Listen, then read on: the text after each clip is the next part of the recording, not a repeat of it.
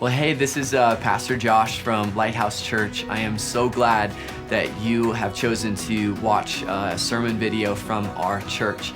If you're a regular attender at Lighthouse and you call Lighthouse your home, I just wanted to say that I love you, that our elders and our leaders are so grateful that you're a part of our church family. And I hope that this sermon just really blesses you and encourages you today as you watch it or as you listen to it as you're driving or whatever it may be. But if you're someone who's not from the Colorado area and you enjoy the content that we create on a weekly basis, first wanted to say thank you. Thank you for being an encouragement to us. But I also wanted to just make two different comments. One, we love that you watch our footage online, but we really want to make sure that you have a local church home that you can call family, that you can be connected to, that you can be a part of.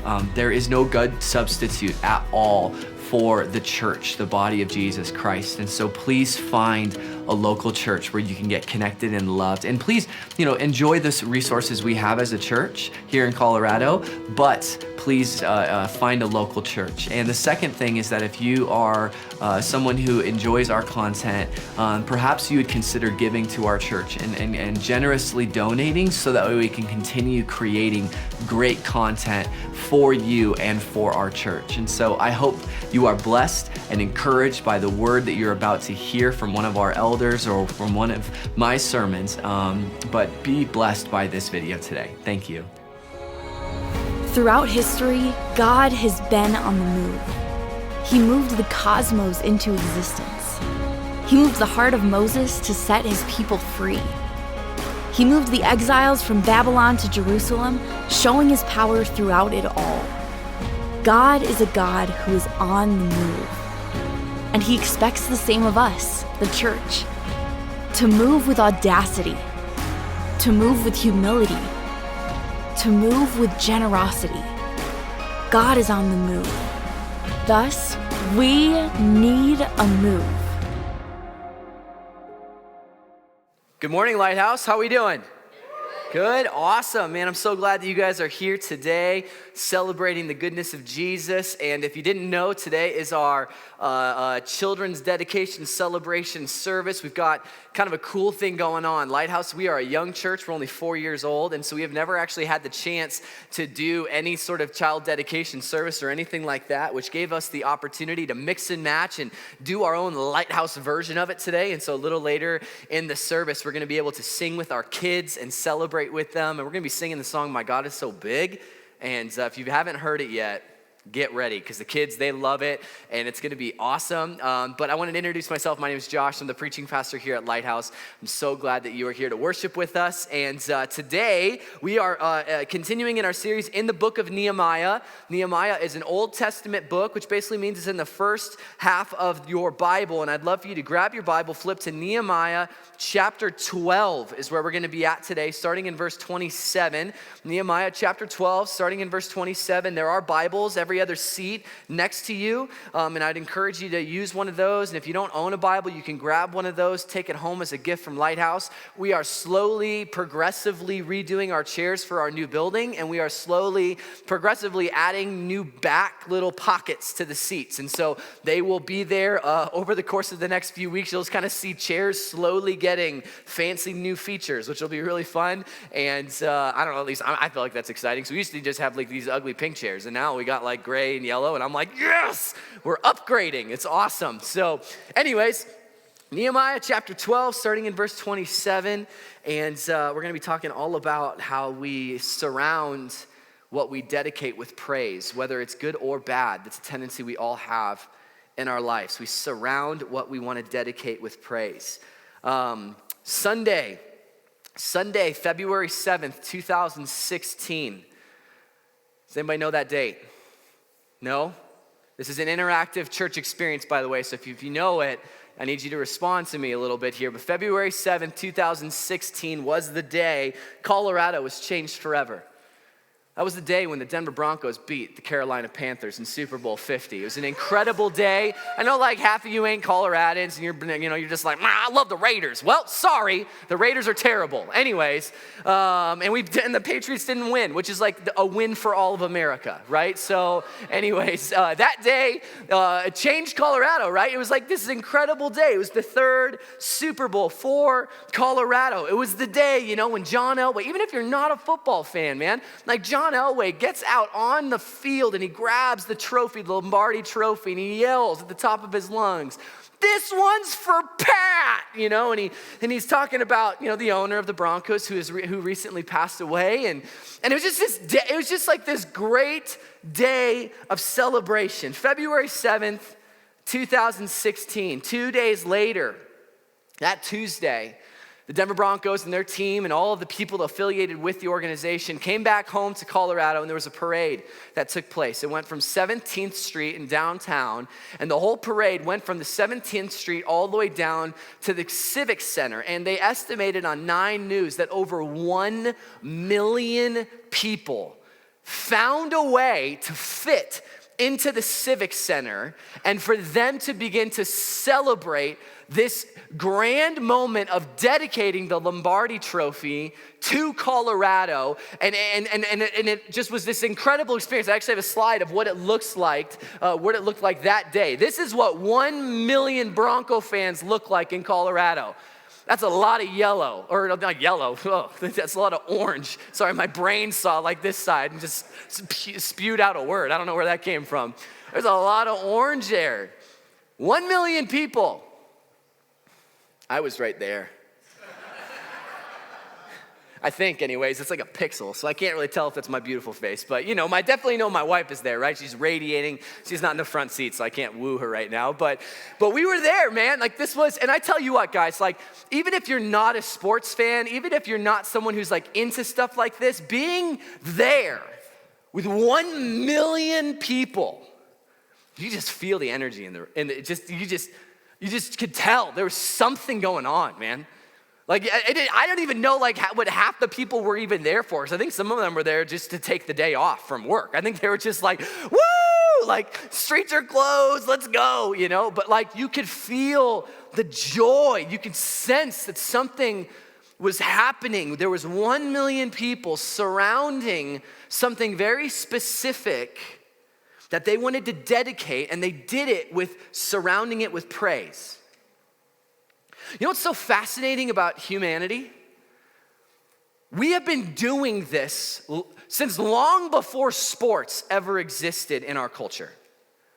When we want to dedicate something, when we want to, when I mean dedicate, I mean to honor something, to set it aside, to say, I'm going to put my focus, intention, honor. Maybe if you're religious and you're Christian and you believe in a God, you want to dedicate and offer something up to God. What we have done throughout history is that when we choose to actually do that very thing of dedication, we always, without fail, surround that very thing with praise and adoration.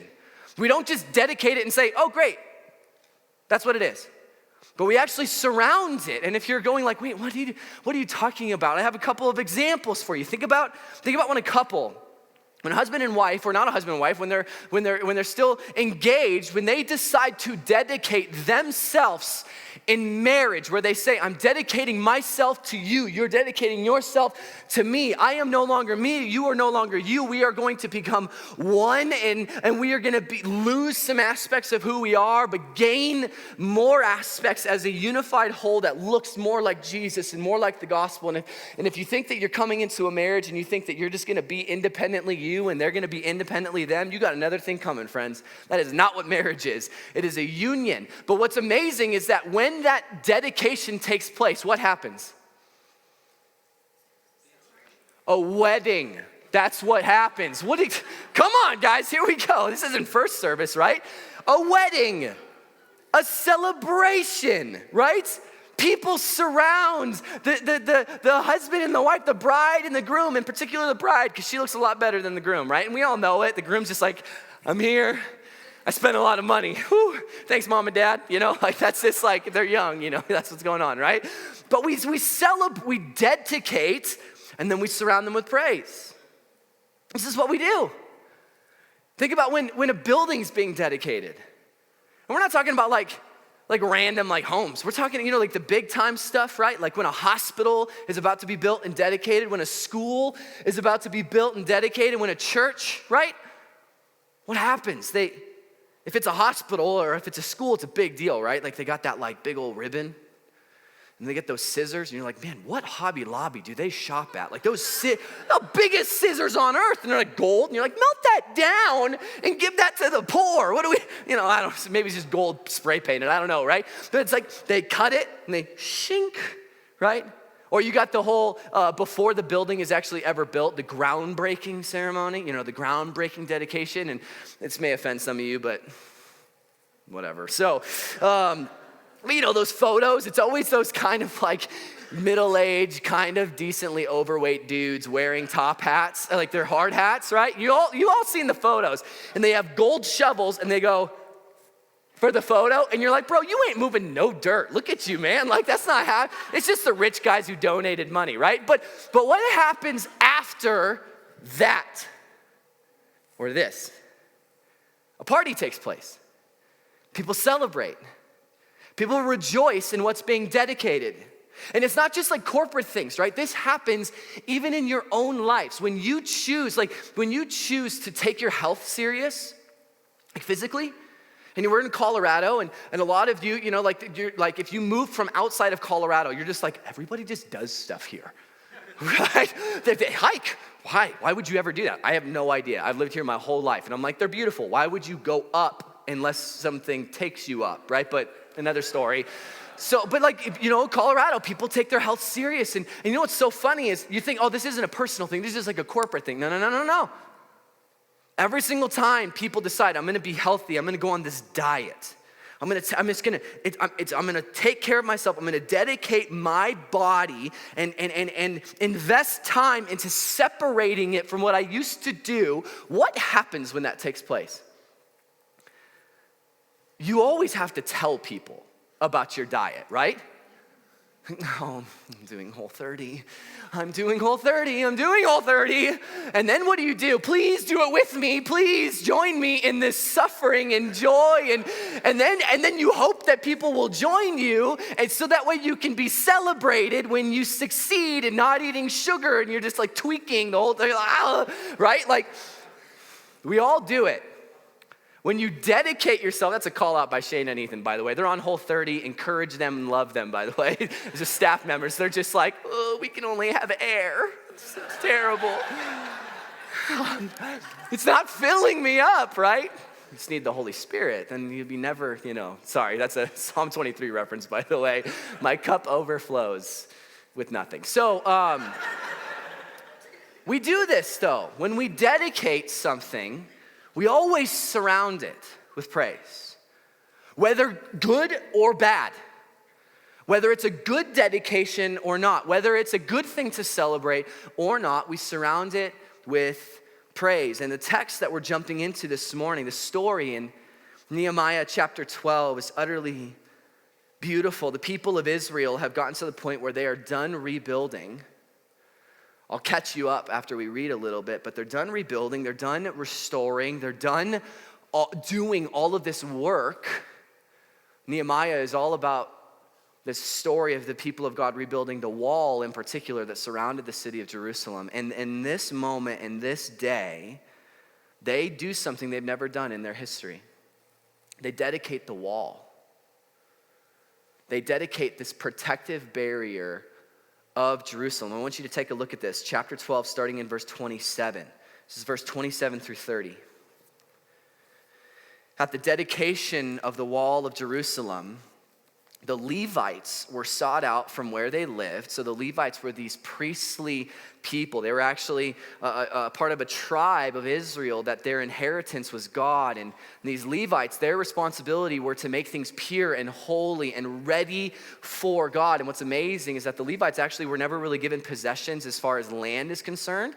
And the Old Testament actually says that their inheritance was not land, but it was God. And I I've always found that so beautiful because in 1 Peter, Peter says that all Christians who follow God are actually a royal priesthood, which actually means that every one of the promises of the Levites are promises for us, which means we have divine access to the Creator, and we don't have to go to the temple to find him because he's inside of us. It's just beautiful.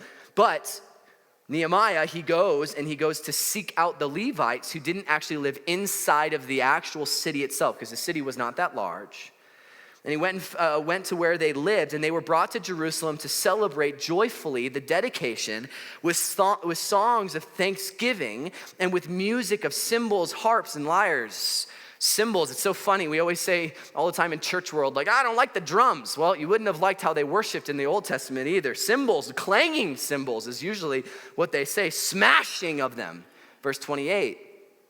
The musicians were also brought together from the regions around Jerusalem. I'm going to butcher these names a little bit here, but these are the villages that were all around Jerusalem that they invited all these musicians. They're like, hey, people from Nashville, come on up, man. We need your musical ability. And so they start calling them up. From the villages of Netophathites, from Beth Gilgal, from the area of Gabah and Asmapheth, for the musicians had built villages for themselves around Jerusalem. When the priests and Levites had purified themselves ceremonially, they purified the people, the gates, and the wall. So here's what's going on leading up to this very crucial moment in Israelites' history. If you haven't been around Lighthouse at all for the last couple months, I'll try to catch you up here. About 70 years before this moment of celebration and dedication took place, the Israelites had a 9/11 event. And literally, and there's no exaggeration when I use that language. They, as a people, had an imposing nation come in and destroy the very thing that they loved the most. This group called the Babylonians, led by a guy named Nebuchadnezzar, showed up on the front doorsteps of Israel, and they destroyed everything that embodied the Israelite people, their homes, their economy, their agriculture. The wall of the city was destroyed. The temple was destroyed, which meant that God's dwelling place was no longer with the people of God. They literally lost everything. They were enslaved. It was a horrible circumstance for the people of Israel. They lost everything, and by God's grace, they were able to come back from being exiled. And for 70 years, they started rebuilding. For 70 years, they started to rebuild. This is what Ezra and Nehemiah and Haggai and Zechariah and all these books are all about, is the people of God starting with their homes and starting with their villages, and then eventually the city, and eventually the temple, and eventually the wall itself. But what's so fascinating is that the people of Israel, it took them 70 years to rebuild what was once destroyed. Can you imagine that? Like, we all get upset when we drive down I-25 and you're just like, are you kidding me, right? No one? You just drive down, and I thought T-Rex, the whole corridor, north-south, I-25 should have been done 9 years ago. Nothing, right? It's been 13 years and there's still traffic at 2 p.m. on a Tuesday. What are we doing, Colorado, right? Imagine for the Israelites, this isn't an I-25 highway situation. The very things that they preserved as, like, they were literally models of their own identity, were destroyed, and it was not an easy fix for them. It took them an entire lifetime to rebuild what was ruined, which honestly, that's what it's like when you follow God. It takes an entire lifetime, friends, for God to start renewing and redeeming and restoring and rebuilding. And he calls you out, and you take 2 steps forward, and you take 1 step back, and you take 3 steps forward, and you take 4 steps back, and then you go, I don't know what's going on. Ask any of the older saints in our church, 60, 70 plus, and they will say they have not arrived in their faith at all. They're still in a rebuilding phase. Imagine 70 years of that. Slowly but surely, though, they rebuilt, and they rebuilt and they rebuilt. 70 years is a really long time. And at this point, what we just read is the moment when they're finally done. They're like, oh, it's finished. Like, the city's done. And in that moment, they would have been reminded of Jeremiah 29:11. You see, when they were in exile and they had absolutely nothing, there was this prophet named Jeremiah, a super old dude. He did not get exiled like the rest of them. He stayed behind because Nebuchadnezzar and the Babylonians thought he was too old to contribute to their society. And so he stayed behind and he started writing these promises to the people of Israel, even though they didn't think that they had anything left inside of them. Jeremiah 29:11 is one of them. It's a very famous verse because we manipulate it and we make it all about ourselves. For I know the plans I have for you, not to harm you, but to prosper you, to give you hope and to give you a future. And we're like, ooh, that gives me the giggles, right? Like, ooh, the Lord is for me. And you're like, yeah, he is for you, but that text is not about you. It's about a people who were exiled and enslaved and broken and who thought God would never come to their rescue again. But now they're back in Jerusalem and everything is restored and they're going, God told us this would happen. His plans are for us. His plans are not to harm us, but they're to protect us and give us a hope and a future. They were home and they were safe. And in a beautiful act that had never been done before, they decide, actually Nehemiah is the one who decides, that they need to dedicate the walls of the city. It's amazing. Nehemiah, he's supposed to be a governor. And Ezra is supposed to be a priest. And back in the day, when there was still this monarchy type of thing happening for the Israelites, or a king ruler situation happening, is that the Israelites had a very bad false dichotomy. The rulers did ruler-governor things, and the priests did religious duty things. Sounds a lot like America, doesn't it? You do the political thing and then we'll do the religious thing, and let's not blend the two. Don't you infringe on my rights, and don't impute your views of religion into culture and this false dichotomy that there is sacred and secular. And what's so incredible is that Nehemiah, not Ezra, but Nehemiah, a political leader, goes to the Levites, whose boss is supposed to be Ezra. And he says, you need to dedicate the wall.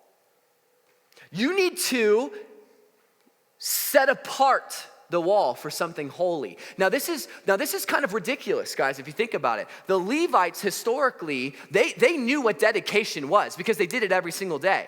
The Levites would set themselves apart. It's called consecration. They would consecrate themselves to the Lord. They would also consecrate the people of God during Passover, or when they came in to give alms or to give offerings. I mean, they knew how to dedicate things. But what they always dedicated were things that seemed to have a holy purpose to it.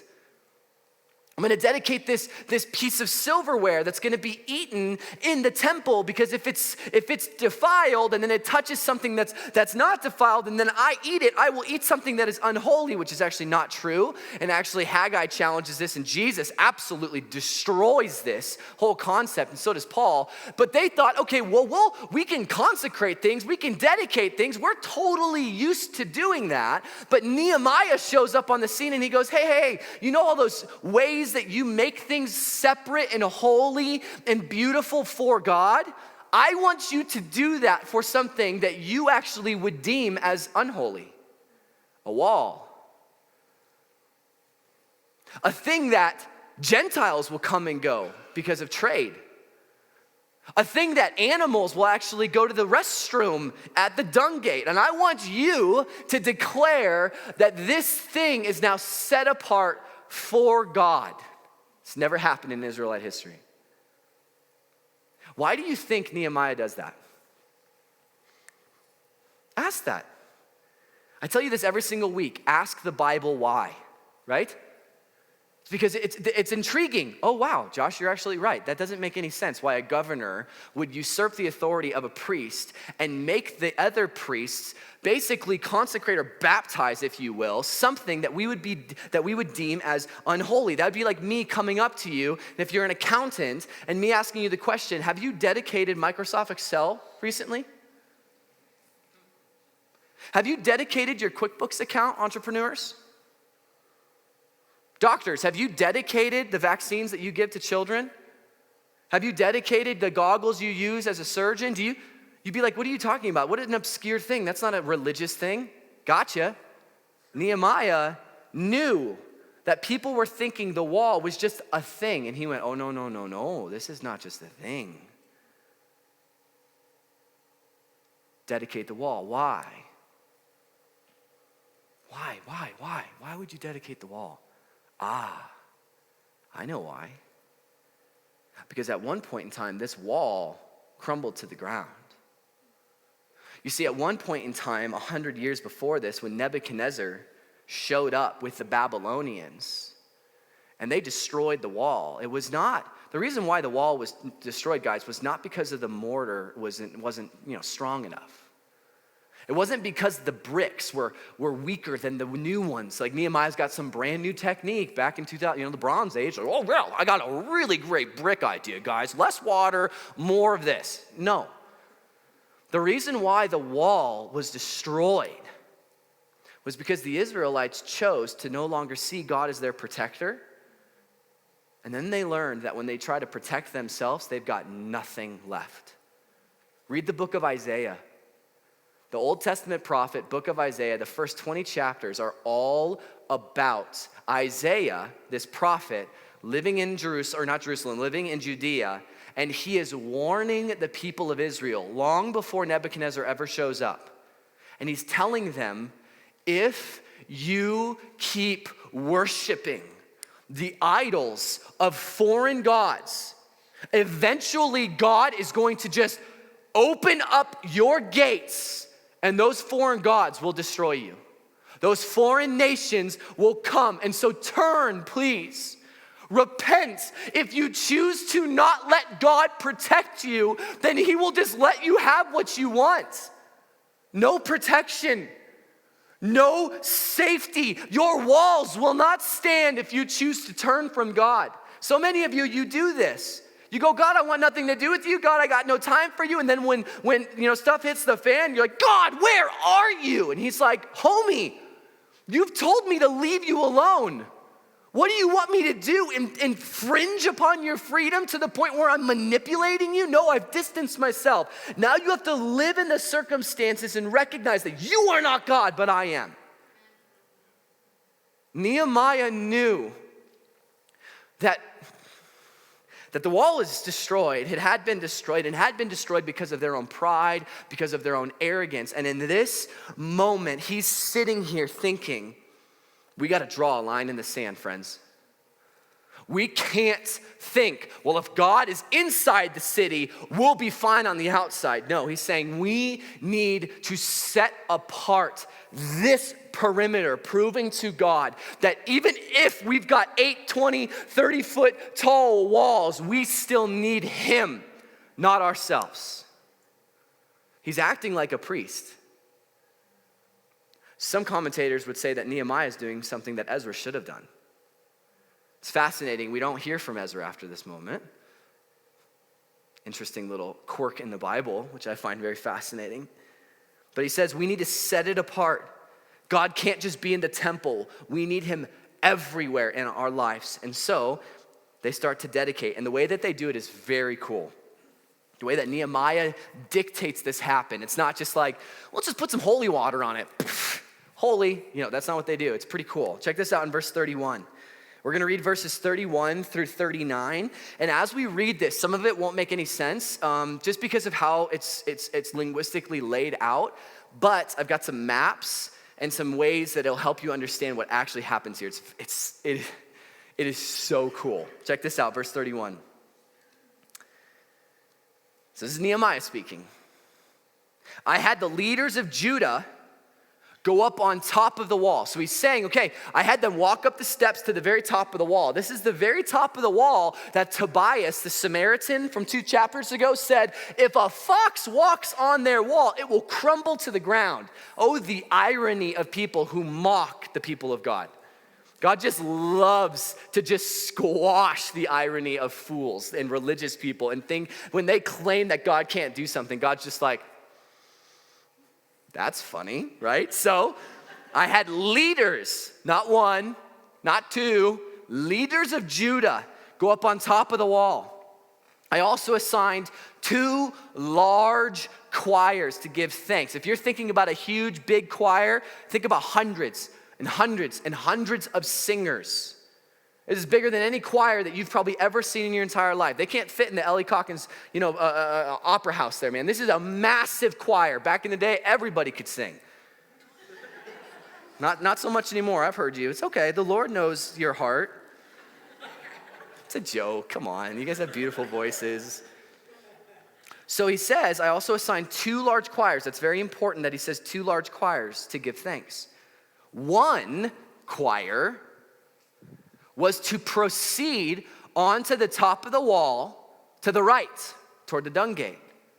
Hoshea and half of the leaders of Judah followed them. So you have the choir, you have the leaders of Jerusalem, and then half of these people, okay, we got another whole slew, hundreds if not thousands of people go along with them, followed them along with Azariah, Ezra, Meshullam, Judah, Benjamin, Shemaiah, Jeremiah, as well as some of the priests with trumpets, and also Zechariah, son of Jonathan, the son of Shemaiah, the son of Mattaniah, the son of Micaiah, the son of Zachar, the son of Asaph.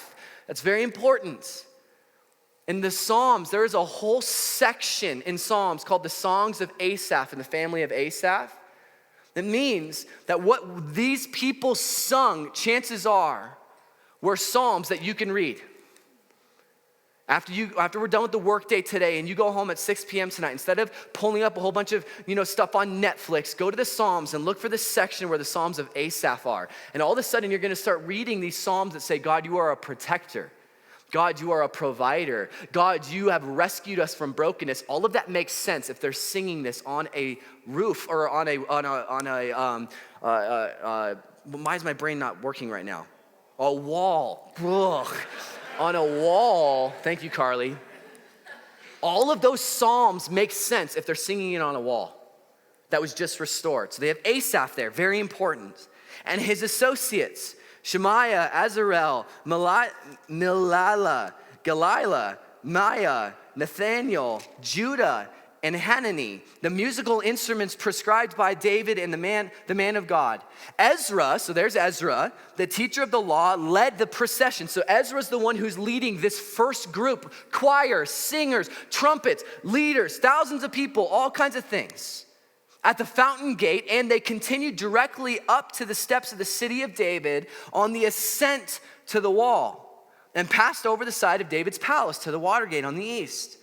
The second choir, so the second group of hundreds and hundreds and hundreds of people, proceeded in the opposite direction. I followed them on top of the wall. I love it how Ezra leads and then Nehemiah is behind, encouraging them. The great leaders are almost always from behind.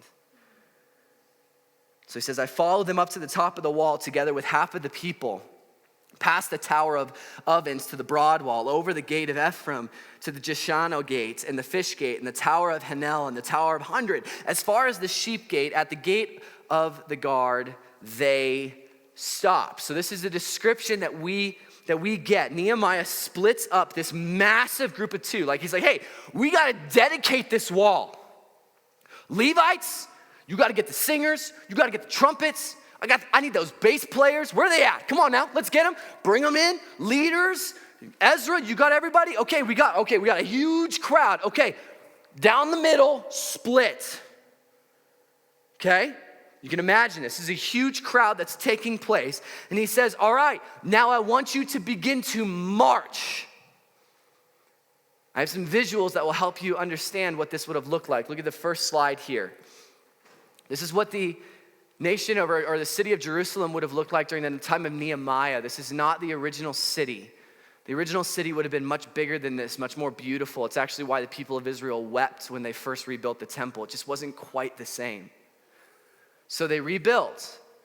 And go back. So what you can see here is that you actually have the city of Jerusalem. And this is the wall they built. And then and if you noticed how every single time I remember a couple weeks ago I had said that when all of the people of Israel were forced into the city itself, there was all that inner fighting and inner working, right? That's a lot of people in a small condensed space. There's not much room for freedom, right? The introverts are going nuts. The extroverts are punching people. It's just not a good situation. So this is what it would have looked like. And what you had, where the Levites who lived outside of the city and all these people, they were called into the city. So you got the burbs, right? You got Lakewood. You got Aurora. Pueblo's not on the screen. That's another city, right? So, but you got imagine downtown and outside, right? So what did the city gates and walls look like? This is the next screen here. So what happened is a lot of us assume when you build a wall, you just build this one thing up high, right? Nope, keep out, because that's how we build our houses. Our houses crumble and fall to the ground all the time, right? So they're like, no, this needs to last forever, because if we're gonna be ready for when God returns, we need to build something sturdy. We need to prepare ourselves, right? So we have this description where Nehemiah says he takes two different groups of people, hundreds and hundreds and hundreds and hundreds of them, and they walk up the steps. This would have been 8 feet wide, which means that you're looking at a procession of hundreds of yards of humans marching and singing, "Oh, how good is our God.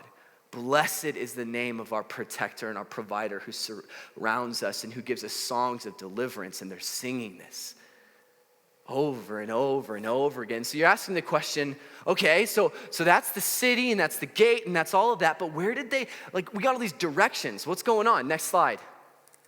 Nehemiah describes that both groups started right here at the Dung Gate. This would have been the very far south end of the city.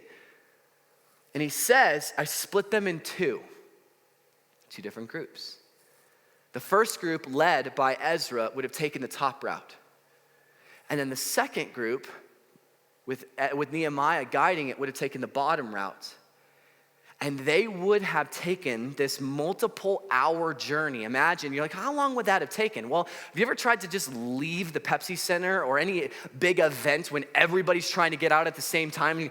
You're just kind of doing like this, right? Imagine doing that over the entire city. But what Nehemiah says is that thousands of people marched all the way around the city. Imagine if you weren't a part of that crowd. And you're just working, you're just by the valley gate, and you're just in the lower quarters, and you can't really afford much, and you're just sharing space with your aunt and uncle and your grandma, and you just start hearing these songs sung. And you're like, what is that noise? And you look up, and there's this army of praise happening. And they continue. You know what's amazing is that there's not one area in all of Jerusalem, not one spot in the entire city of Jerusalem that does not get praised over. We know for a fact that in certain areas of the city of Jerusalem, there were prostitution districts, that there were places of corruption, that there were places where these unspeakable things took place, and those places were not avoided in praise. The poor area, it got praised over. The sinful area, it got praised over because it was all being dedicated to God. And so they started making their way, and you could just imagine, they're kind of, I don't know if Ezra was like a 3 on the Enneagram. He's like, I'm going to beat Nehemiah, man. My group's got to keep going, I don't know, he's a little competitive, who knows? I would assume Nehemiah won, though, because he's kind of leading this whole thing. So they start going, and they're making their way through, and Nehemiah says that they end at the sheep gate. And there's also a couple other references to basically what happened there. You got the gate of the guard and a couple of other components of this. But basically what happens is that they get to the end of the wall itself, singing and praising and surrounding all this land with all of this praise and adoration. And I just want you guys to picture this, as you're thinking about this is so much greater and has so much more purpose than a Broncos parade, doesn't it? These people are singing for a reason, not, we threw a football and won a game. Because that's literally what 1 million people in Colorado did. Yay for sports, this is potentially 100,000 people singing, God is so faithful. And what we are standing on is His, not ours. Gosh, that is beautiful. That's a way to dedicate something, right? Surrounding it with praise. Encapsulating every aspect of it in adoration to God. They're not worshiping themselves, they're worshiping God, but it doesn't stop there. They don't just sing at the walls. I love this. I love the Bible because it just like, it does what I, like, in our most holy state, we would do things and we're like, I resonate, I get that. And then it always one-ups you and then you're like, oh, I got more to grow in. I've got more to be compelled to do in my life. Like, wow. And so what's so cool is that the Israelites, once they get to the sheep gate, and if you notice, the temple's right here, and the temple courts are right here. The Israelites go, the dedication is not done until I have encountered the God that we're dedicating this to. The work of God in our lives is not done until we have met him. You can do a lot of religious things, but if you haven't met the creator, the sustainer of your life, it's going to fall apart. And the Israelites knew that. And so, verse 40, they finish their dedication by worshiping God in his own home. Verse 40. The two choirs that gave thanks then stood at their places in the house of God. They entered into the temple courts. So did I, together with half the officials, as well as the priests, Eliakim, Maaseiah, Miniamin, Micaiah, Elionai, Zechariah, Hananiah with their trumpets, and also Maaseiah, Shemaiah, Eleazar, Uzi, Jehoiahan, Malchijah, Elam, Ezer. The choirs sang under the direction of Jezrahiah. And on that day, in the temple courts with God, they offered great sacrifices, rejoicing because God had given them great joy. The women and children also rejoiced. The sounds of rejoicing in Jerusalem could be heard far away.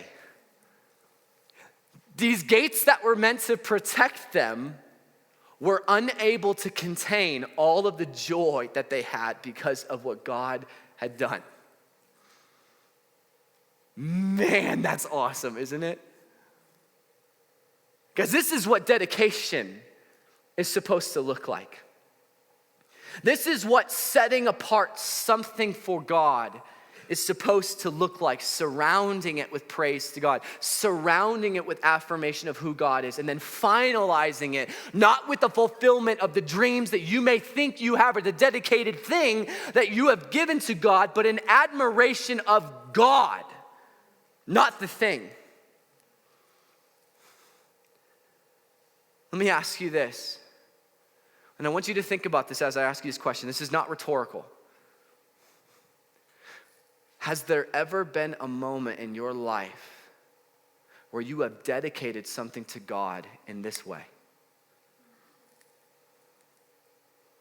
Has there ever been something of such great beauty and value to you that was gifted to you by God that you could not help but praise him and surround what you have been given and the thing that you were longing for? And everything, when it was all done, was not even the thing that was given to you, but the presence of God. Has there ever been a moment in your life where that's happened? Selfishly, there probably has. I know what a lot of us do. We conjure up things that we think are dreams or desires or things that we want, and because we assume that God is always for what we want, not for our good, we actually start pocketing all of these things. And then what we do in our moments of holiness is that we offer them to God, and what we're doing is not dedicating them to him, but what we're asking them is for him to give us a stamp of approval on this very thing that we want dedicated. It's not a thing God has given us, but it's a thing that we've demanded of him. A dream. A job that we're hoping for. God, if you give me this job, oh, how I will praise you. Man, if you ever start a prayer with God, if, whoo, man. If I ever started a conversation with my wife, Men, you know what I'm talking about. Hey, babe, if you could, if I could what, sweetheart? Oh, nothing, babe. I'm so sorry. I'll go mow the lawn. Okay, right, yeah, like, if you ever start that conversation with God, you're realizing that you are not willfully going to God saying, oh, how you have provided. Oh, how I trust you. Oh, how I want to dedicate whatever you give to me, large or small. What we are doing is saying, God, I want you to just bless this thing. I want you to bless. Here's my ideal spouse, 6'4", buff, not too buff, definitely tan, but definitely not too tan, because then he's ladies, oh, come on, single girls. You're just like, he described in my, that's selfish, right? Like, what's going on. You describe that ideal job. You describe that ideal marriage. You describe that ideal children. And then we just ask God to bless it. And then we think that that's called holy dedication. That's not. Holy dedication is you falling before God saying, I don't even know if I am worthy of anything. And everything that you have given to me, God, I want to relinquish back to you with prayers and with thanksgiving and with adoration. Thank you for the home that I don't deserve. Thank you for the car that I can't believe I actually own. Thank you for the education, the family, the whatever. Thank you that I woke up this morning. I will dedicate my being to you. I will dedicate my sexuality to you. I will dedicate my struggles and my addictions and relinquish that, and I will dedicate all that I am to you. Have you ever done that? Or do you just hope and pray that God will just start blessing every single thing that you show him? Like he's a genie. Man, if you actually think about that, man, it starts piercing you because you realize how selfish you really are. Oh, I don't dedicate to you, God. I don't. And then you start thinking, man, the Israelites, they surrounded what they loved with prayer, and they relinquished it, and they praised God for it. And then you realize, oh my goodness, that is exactly what God does for me. Like he's not demanding something of me that he hasn't done, but it's actually something that he has done, not only in Jesus Christ, but something he's been doing for all eternity. I want to read a psalm for you. Psalm 32. If you have your Bible, I want you to flip there. Psalm 32, and I want to ask this question of you. If this psalm was true, if the words of it were true, why on earth have I, and think about it, you, me, say this in your own heart. If this psalm were true, why on earth am I not dedicating everything I have to God? Verse 1. Blessed is the one, it's talking about blessed, the one who receives this. Blessed is the one whose transgressions are forgiven, whose sins are covered. All that shame and guilt and sin that you have ever lived with, blessed are you that God has wiped that away. Blessed is the one whose sin the Lord does not count against them, and in whose spirit is no deceit. These moments when you think, oh God, remember that one time I did this, and remember that one time I did that? God's like, no. When I kept silence, when I didn't cry out, when I didn't vocalize my sin or my brokenness, my bones wasted away through my groaning all day long. For day and night your hand was heavy upon me. My strength was sapped as the heat of summer. God is trying to invoke this individual to just cry out because forgiveness is free and grace is abundant and God never runs out of it. And so God's like, would you please just repent and turn and call to me? And I felt this heaviness. And then the switch happens in verse 5. Then I acknowledged my sin to you and did not cover up my iniquity. I didn't hide anything from you. Nothing went underneath the carpet. Everything about my life was absolutely dedicated to you alone, God. And I said, I will confess my transgressions to the Lord, and you forgave the guilt of my sin. Therefore, Because of all of this goodness, guys, we're not talking about Jesus. This is Old Testament beauty of God. Therefore, let all the faithful pray while you are able to be found. Surely the rising of the mighty waters will not reach them. And then get this, verse 7, check this out. Oh, you are my hiding place. You will protect me from trouble. What does a wall do? Does it surround and protect? And you will surround me with songs of deliverance. Friends, if you believed this, if you actually believed that God was delivering you, that he was surrounding you, that he was lavishing forgiveness on you, that he was forgiving your sins before you even forgot about them, that he was just insatiably passionate about you through Jesus on the cross, what would you do with all those things that you're holding on to?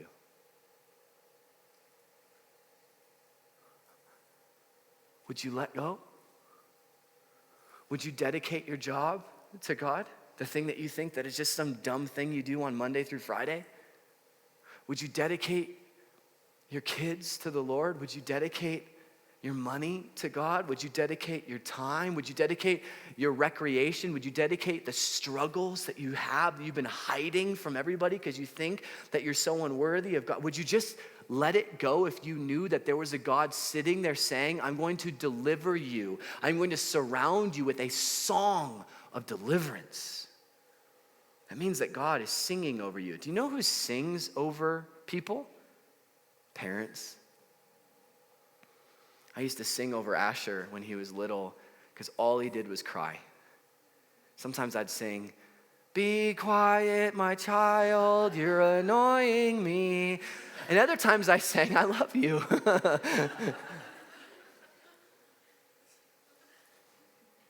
What do you need to dedicate to God today? What do you need to surround with praise today that has nothing to do with you and everything to do with what God has given you? Today, we're going to get the beautiful chance to surround the kids of our church with praise. We're going to dedicate the kids and the kids ministry and the children of our church in this fashion. And it's just one way that we get to embody this beautiful story. And I want to encourage you, what you're going to see today as the kids come up and they're going to sing a song called My God Is So Big. It's going to be awesome. They were going nuts first service. I want you to begin thinking, how do I emulate this in my everyday life with God? And after we sing My God Is So Big, we'll sing some adult songs. But My God Is So Big, that's a legit lyric. I don't think you could ever stop singing that without being blown away, right? So I'm going to pray. While I pray, I want you to ask the Lord, what do I need to surround with praise? What do I need to dedicate to you, God? We'll watch a video, and then we'll watch some kids worship. It's going to be awesome. So let's pray together.